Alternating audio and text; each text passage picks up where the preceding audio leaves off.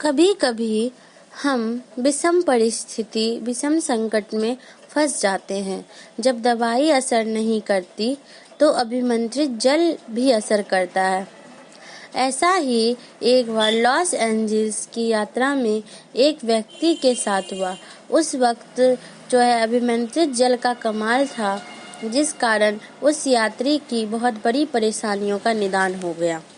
जिस तरह से दवाइयों का असर होता है, उसी तरीका से अभिमंत्रित जल का भी कमाल होता है।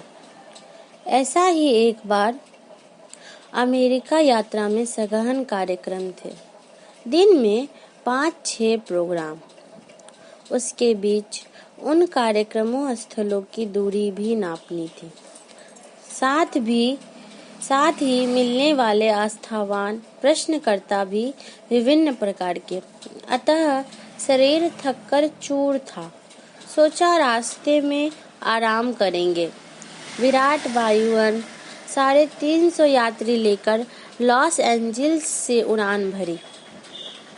ताइवान सिंगापुर होते हुए उसे दिल्ली पहुंचना था। 12-13 घंटे की यात्रा थी। अतः लगा कि अब रात्रि आराम से कटेगी।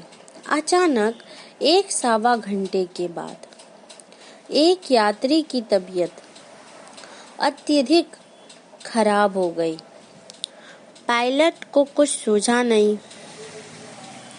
उसने अनाउंस किया कि यदि वायुयान वापस ले जाते हैं तो 3 घंटे अतिरिक्त लगेंगे जाने आने में। वो आगे बढ़ते हैं तो यात्री की जान को खतरा है। यदि वायुयान में कोई डॉक्टर हो तो कृपया मदद करें। उद्घोषणा सुनकर मैं तुरंत पायलट के पास पहुंच गया। उसने मुझे ऊपर से नीचे तक देखा। उसे विश्वास ही नहीं हुआ कि यह व्यक्ति डॉक्टर हो सकता है। हम देश संस्कृति का प्रचार करके लौट रहे थे। पीली धोती, कुर्ता, माथे पर तिलक, गले में रुद्राक्ष, हाथ में ब्रह्मदंड। किसी सन्यासी से कम नहीं थे। सो उसने अपने विश्वास हेतु हमसे कुछ अंग्रेजी में प्रश्न पूछे।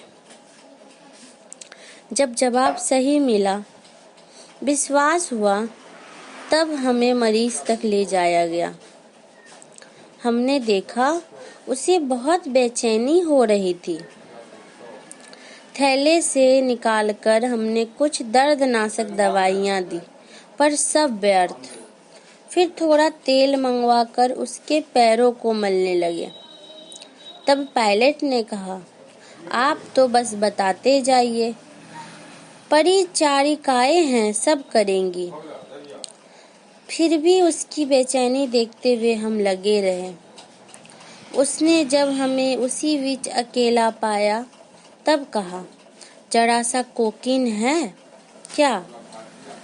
उसने समझा सन्यासी है तो शायद कहीं इसके पास भी मिल जाए। आज के सन्यासियों के प्रति लोगों की मान्यता देखकर हमें बहुत संताप हुआ।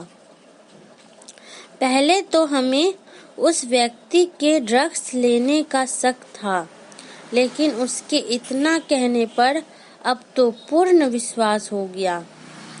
अब हमने उसी के अनुरूप इलाज प्रारंभ किया।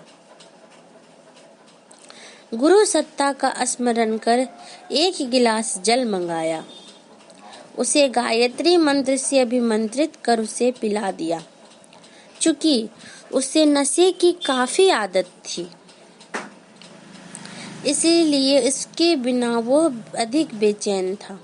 सारी रात मालिशें करते, नब्ज टटोलते, दवा देते व्यतीत हुआ। अंत में उसे नींद आई। तब तक पौ फट चुकी थी। लगभग आधे घंटे बाद सभी को स्थान छोड़ना था। इस प्रकार आराम का सपना चकनाचूर हो चुका था। ऋषि पर के जल ने अपना कमाल दिखा दिया था। हम सभी टोली के भाई गौरवान्वित थे। एक भला कार्य संपन्न करके